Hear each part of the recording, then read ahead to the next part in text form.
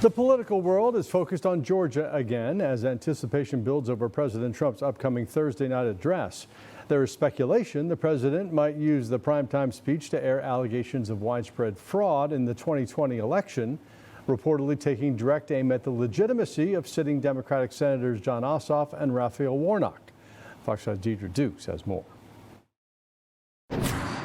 Because without free and fair elections, you don't have a country. Speaking to reporters in the Oval Office Tuesday, Trump teased the upcoming address, confirming it will concern elections.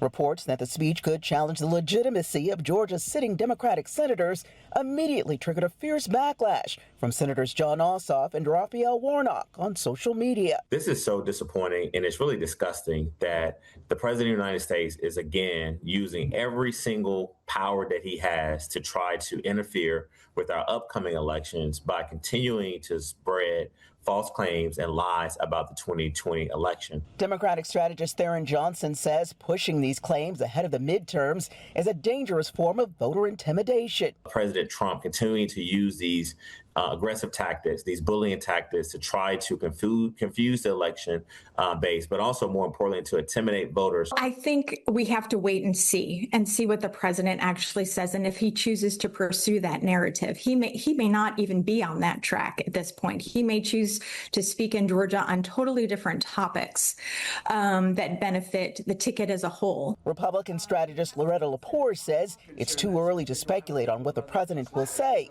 and notes that Georgia's independent and moderate voters are focused on completely different issues. I would say the issues of the past are not their issues that they're concerned about when they're sitting at home at the kitchen table with their families. Deidre Dukes, Fox 5 News. The president's address is scheduled for 9 o'clock Thursday night.